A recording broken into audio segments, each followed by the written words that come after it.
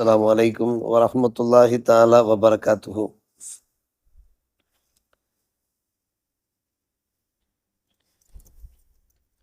وعن عائشة رضي الله تعالى عنها أنها قالت كان النبي صلى الله عليه وسلم إذا أصفت الريح قال اللهم إني أسألك خيرها وخير ما فيها وخير ما أرسلت به وأعوذ بك من شرها وشر ما فيها وشر ما أرسلت به. رواه مسلم.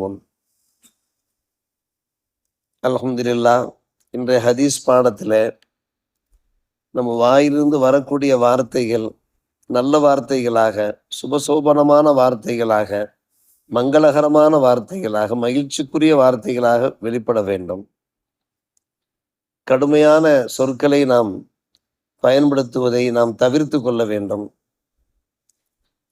நமக்கு வேதனைகள், சோதனைகள் ஏற்பட்டாலும் கூட அந்த நேரத்திலே நாம் பொறுத்து கொள்ள வேண்டும். அதில் நம்முடைய அந்தஸ்துக்கள் பாதுகாக்கப்படும், நம்முடைய கண்ணியம், கௌரவம் பேணப்படும் என்பதை இன்றைய ஹதீஸ் பாடங்கள் நமக்கு தெளிவுபடுத்துகின்றன. சோதனைகள் ஏற்பட்ட போதும் கூட அந்த சந்தர்ப்பத்திலே நாம் மிக கவனமான வார்த்தைகளை உச்சரிக்க வேண்டும். ஜாபிர் ரலியல்லாஹு அவர்கள் உம்மு சாயிப் என்கின்ற சஹாபி பெண்மணியை காண்பதற்காக வீட்டிற்கு செல்கிறார்கள். உம்மு சாயிப் ரலியல்லாஹு அன்ஹா அவர்கள் பதஷ்டப்பட்டு போயிருக்கிறார்கள், உடம்பெல்லாம் நடுங்கி கொண்டிருக்கிறது. கேட்டார்கள், என்ன விஷயம் என்று கேட்டார்கள். காய்ச்சல், அல் உம்மா லா பாரக்கல்லாஹு ஃபியா, பரக்கத் இல்லாமல் போட்டும் இந்த காய்ச்சலுக்கு, இந்த காய்ச்சலான எனக்கு இவ்வளவு பெரிய சிரமமாக இருக்கிறதே என்று சொல்லி அவர்கள் நொந்து கொண்டார்கள். உம்மு சாயிப் ரலியல்லாஹு அன்ஹா. ஜாபிர் ரலியல்லாஹு அவர்கள் பதில் உரைத்தார்கள், லா தசுபில் ஹும்மா, காய்ச்சலை நீங்கள் திட்டாதீர்கள், ஏசாதீர்கள். இன்னஹா துதிஹிபு ஹதாயா பனி ஆதம் கமா யுதுஹிபுல் கீரு ஹபசல் ஹதீத்.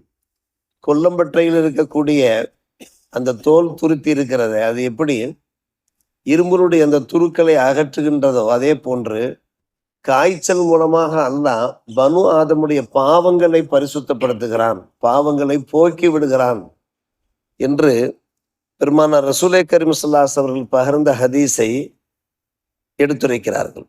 ஜாபிர் ரலியல்லாஹு அவர்கள், திடீரென்று நமக்கு ஜுரம் வருகிறது, நமக்கோ நம்முடைய குடும்பத்தினருக்கோ, அப்போது நாம் அது பற்றி அதிகமான கவலை பட வேண்டிய அவசியம் இல்லை, நொந்து கொள்ள வேண்டிய அவசியம் இல்லை. சிரமமாகத்தான் இருக்கும், அதற்கு நாம் ட்ரீட்மெண்ட் எடுத்தாக வேண்டும், அதில் சிந்தித்தும் சந்தேகம் இல்லை. அதிலே சில நன்மைகள் நமக்கு இருப்பதை நாம் விளங்கி கொள்ள வேண்டும். அப்படி விளங்கி கொண்டோம் என்றால் நாம் நாவடைக்கு பேசுவோம். நம்முடைய பாவங்கள் கழிக்கப்படுகிறதே, மன்னிக்கப்படுகிறதே, தெரிந்தோ தெரியாமலோ செய்த பாவங்கள். எனவே மனிதன் ஆதமுடைய மக்களுக்கு ஏற்படுகிற ஒரு சிறிய சோதனை அல்லது பெரிய சோதனை எதுவாக இருந்தாலும் சரி, பாவங்கள் மன்னிக்கப்பட்டு நன்மைகள் பதியப்பட்டு தரஜாக்கள் உயர்த்தப்படுகின்றன என்கிற அந்த ஹதீஸை நாம் நினைவிலே கொள்ள வேண்டும். காற்று காலம், கோடை காலம் நம்மை விட்டும் விடை பெற்று இப்போது காற்று காலம் தொடங்கியிருக்கிறது. வெகு வேகமாக காற்று வீசவும் செய்கிறது. நிச்சயமாக நாம் மிகவும் கவனமாக, கடும் காற்று வீசுகிற போது நாம் கடுமையான வார்த்தைகளை பேசிவிடக்கூடாது. அதைத்தான் இன்றைக்கு நாம் ஹதீஸின் வாயிலாக வாசித்து காண்பித்தோம். பெருமானார் ரசூலே கரீம் ஸல்லல்லாஹு அலைஹி அவர்கள் வேகமான காற்று வீசுமானால் அவர்கள் ஓதுகிற துவா, எங்கள் இறைவா, இந்த காற்றினால் கிடைக்கிற ஹைரை நான் வேண்டுகிறேன், அதற்கு உள்ளே அமையப்பட்டிருக்கக்கூடிய பலாபலன்களை, பிரதிபலன்களை நான் வேண்டுகிறேன். எந்த நோக்கத்துக்காக காற்று அனுப்பப்பட்டிருக்கிறதோ அதன் மூலமாக எனக்கு ஹைர்கள், நன்மைகள் உண்டாக வேண்டும். அதே சமயத்திலே எங்கள் இறைவா, அதனால் ஏற்படுகிற தீமைகளிலிருந்து, பின் விளைவுகளிலிருந்து நான் பாதுகாப்பு வேண்டுகிறேன். எந்த நோக்கத்துக்காக அனுப்பப்பட்டிருக்கிறதோ அதனுடைய கெட்ட விளைவுகளிலிருந்து நான் பாதுகாப்பு வேண்டுகிறேன் என்று துவா ஓதுவார்கள் நபிகள் நாயகம் ஸல்லல்லாஹு அலைஹி வஸல்லம். அல்லாஹும்ம இன்னி அஸ்அலுக கைரஹா வ கைர மா ஃபீஹா வ கைர மா உர்ஸிலத் பிஹி வ அஊது பிக மின் ஷர்ரிஹா வ ஷர்ரி மா ஃபீஹா ஷர்ரிமா உருசிரத்து பிகி. அழகான துவா, அருமை சகோதரர்களே, பெரியவர்களே. காரணம் இன்னொரு ஹதீஸில் நமக்கு காணப்பட்டிருக்கிறது. இன்னொரு ஹதீஸில் நாம் காண்கிறோம். அதாவது சில சமயங்களில் காற்று கடுமையான முறையில் வீசும். அது சில பேருக்கு அது சோதனையாக அமைந்துவிடும், அதாபை கொண்டு வரும்.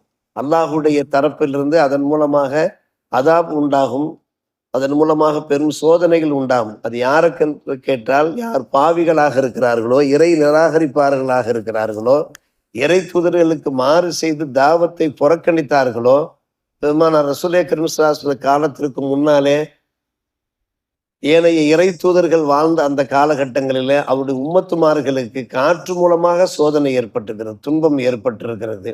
எனவே காற்று இருக்கிறதே, அது அதாபையும் கொண்டு வரும், அதே சமயத்தில் ரஹ்மத்தையும் கொண்டு வரும், அல்லாஹ்வுடைய அருளையும் கொண்டு வரும். காற்று இல்லாமல் மழை நம்மிடத்தில் வந்து சேராதல்லவா? அதனால்தான் பெருமானார் ரசூலே கரீம் ஸல்லல்லாஹு அலைஹி வஸல்லம் அவர்கள் இப்படி வேண்டினார்கள், துஆ கேட்டார்கள். இந்த காற்று மூலமா, இந்த ரீஹ் மூலமா என்ன கயிறுகள் இருக்கிறதோ எங்கள் இறைவா, அந்த கயிறுகளை, அந்த பாக்கியங்களை தந்தரும். அதன் மூலமாக எங்களுக்கு ஏதாவது சோதனைகள் இருக்குமானால், முடிவுகள் இருக்குமானால், அதாபுகள் இருக்குமானால், அந்த அதாபிலிருந்து எங்களை நீ காத்தருள் என்று அவர்கள் துவா கேட்பார். இப்படி நாம் நம்முடைய வாயிலிருந்து வரக்கூடிய வார்த்தைகள் இருக்கின்றனவே, அது மிகவும் கவனமாக எச்சரிக்க. காலை நேரத்தில் மரும் தாஜு ஷரீத் ஷம்சுல்லாஹ் அடிக்கடி சொல்வார்களவா, அதிகாலை பொழுதிலே நாம் எவ்வளோ சீக்கிரமாக கண் விழிக்கிறோமோ இல்லையோ, சேவல் கண் விழிக்கிறது. சேவல் கண் விழித்து சேவல் கூவுகிறது. கூவுகிற போது சில பேருக்கு அது டிஸ்டர்பாக இருக்கும், அது நம்முடைய தூக்கத்தை கலைத்து விட வாய்ப்பு இருக்கிறது. பெருமானார் ரசூலே கரீம் ஸல்லல்லாஹு அலைஹி வஸல்லம் சொன்னார்கள், லா தசுப்புர் தீக்க, நீங்கள் என்ன செய்தார்கள், சேவலை திட்டாதீர்கள், இன்னஹு யூகிதுல் இஸ்ஸலா, அது உங்களை தொழுகைக்காக எழுப்புகிறது என்று சொன்னார்கள். இன்னஹு யூகிதுல் இஸ்ஸலா, ரவாஹு அபூதாவும். சேவல் கூவுதலையும் கூட பெருமானார் ரசூலே கரீம் ஸல்லல்லாஹு அலைஹி வஸல்லம் வரவேற்கிறார்கள். அதன் மூலமாக நமக்கு தொழுகைக்கு ஒரு வாய்ப்பு கிடைக்கிறது என்று இப்படி நாம் பாசிட்டிவாக நினைக்க வேண்டியிருக்கிறது. ஏதாவது ஒரு சம்பவம் நடக்குமானால் அந்த சம்பவத்தின் போது இதனால் ஏதோ கயிறு இருக்குமோ என்று நாம் யோசிக்க வேண்டும். சின்ன சின்ன சோதனைகள் வரும், நமக்கு அந்த நேரத்தில் அதனுடைய ரகசியங்கள் தெரியாது, அதனுடைய மர்மங்கள் புரியாது. ஆனால் பிற்காலத்தில் அதுவே நமக்கு நன்மையாக இருக்க வாய்ப்பு இருக்கிறது என்கிற அடிப்படையில் தான் பல்வேறுபட்ட ஹதீஸுகளை பெருமானார் ரசூலே கரீம் ஸல்லல்லாஹு அலைஹி வஸல்லம் அவர்கள் நம்மை பார்த்து கூறுகிறார்கள். சில சமயங்களிலே முஸ்லிம்களை பார்த்து காஃபிர் பை என்றெல்லாம் சொல்லுகிறார்கள். அதை நாம் காதிலே கேட்கிறோம். அல்லாஹ் பாதுகாக்க வேண்டும். ஒரு முஸ்லிம் தம்முடைய சகோதரை பார்த்து யா காஃபிர் என்று சொல்லிவிடக்கூடாது. ஒரு ஹதீஸில் வருகிறது, இதா கால ரஜுல் அஹி யா காஃபிர் ஃபக்து பா அபிஹா அஹதுஹுமா. நான் பல மஜ்லிஸுகளை பார்த்திருக்கிறேன், ஒருவருக்கொருவர் ஏசிக்கொள்வார்கள், போடா காஃபிர் பெயரை என்றெல்லாம் பேசுவார்கள். அவ்வாறு நீங்கள் சொல்லாதீர்கள், யா காஃபிர் என்று நீங்கள் சொல்லாதீர்கள். அப்படி சொன்னீர்கள் என்றால் உண்மையிலேயே அவரிடத்தில் குஃபுர் இருந்தால் நீங்கள் தப்பித்துக் கொள்வீர்கள். அவரிடத்தில் குஃபுர் இல்லாவிட்டால் அந்த குஃபுர் உங்கள் பக்கம் வந்துவிடும். நீங்கள் இறை நிராகரிப்பார்களாக ஆக வேண்டிய நிலைமை உண்டாகிவிடும். அடிக்கின்ற பந்து திரும்ப நம் பக்கம் வருவது போன்று சில பேச்சுக்கள் பேசுகிறோமே, சில சமயம் மேலே நோக்கி நாம் எச்சில் துப்பினோம் என்றால் எச்சில் நம்மை நோக்கித்தானே திரும்பி வரும். அதே போன்று சில வார்த்தைகள் இருக்கிறது, அது நம்மை பதம் பார்த்து விட வாய்ப்பு இருக்கிறது.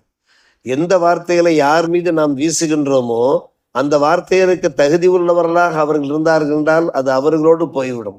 அப்படி தகுதி இல்லாதவர்களாக இருந்து அது சம்பந்தப்படாதவர்களாக இருந்தால் அந்த வார்த்தைகள் நம்மை திருப்பி அடிக்கும் என்கிறார்கள் நபிகள் நாயகம் ஸல்லல்லாஹு அலைஹி வஸல்லம். அது எவ்வளவு பெரிய வேதனை என்பதை யோசித்து பாருங்கள்.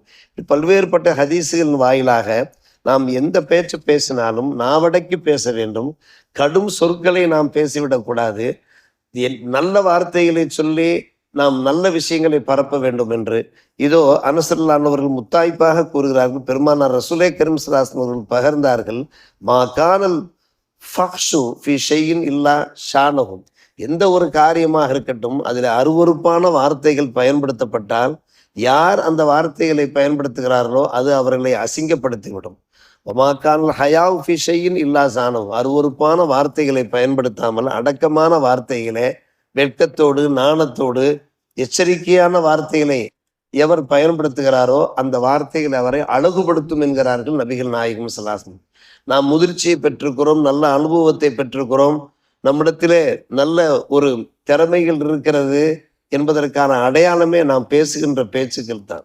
நம்முடைய பேச்சுக்கள் நளினமான பேச்சுக்களாக, மிருதுவான பேச்சுக்களாக, கண்ணியமான பேச்சுக்களாக இருக்குமானால் நம்முடைய கண்ணியம் பாதுகாக்கப்படும் என்கிற இந்த நல்ல அறிவுரைகளை வாழ்க்கையிலே கடைபிடிப்போம்.